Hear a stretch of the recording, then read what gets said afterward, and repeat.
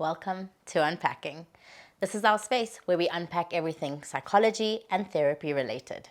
My name is Melina and I am a counseling psychologist in South Africa. Now today, we're going to talk about how to become a psychologist in South Africa. There are 5 different types of psychologists. You get industrial psychologists, educational psychologists, counseling psychologists, clinical psychologists, and neuropsychologists.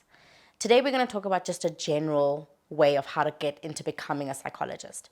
If you are particularly interested in how to become a neuropsychologist or an industrial psychologist, I suggest you do a little bit more research, maybe on the university's admissions requirements.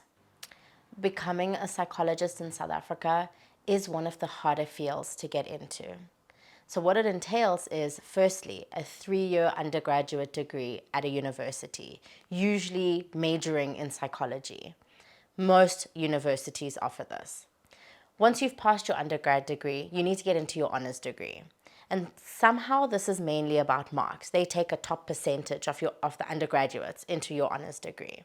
You then do a 1-year honors degree. And for this one, marks are important. You do need to get over 65%, but your marks alone are not going to be what gets you into your master's.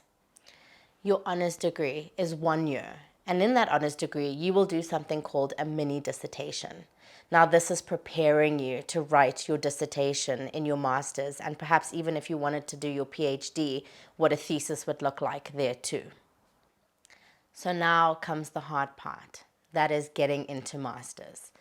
This step is the one that deters many people, and this is the step where a lot of people who don't get in end up finding a plan B or a secondary career option for them. Getting into masters is incredibly difficult here in South Africa. So what does it entail?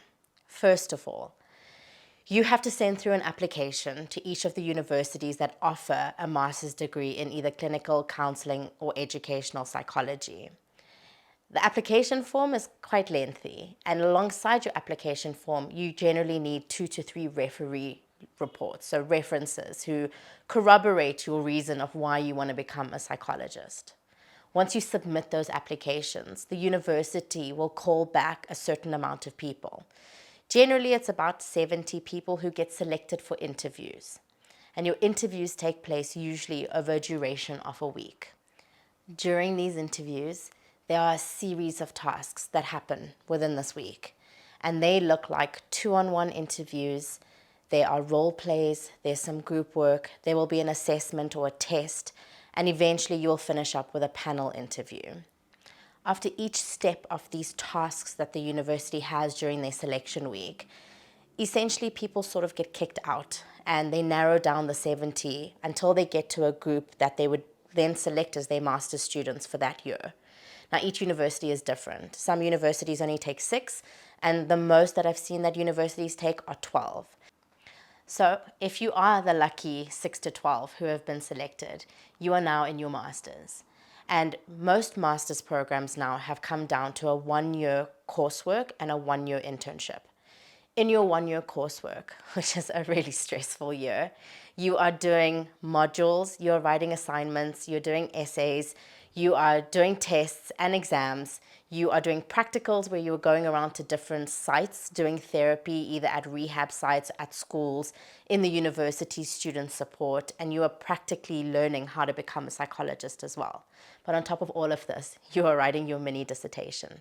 So it really is a treacherous year that breaks you down, but then builds you back up into the psychologist that you're going to be.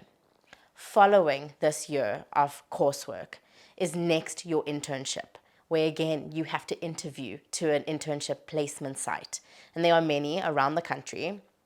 And you interview and you get in, and that is the year that you will be trained as a psychologist in your internship.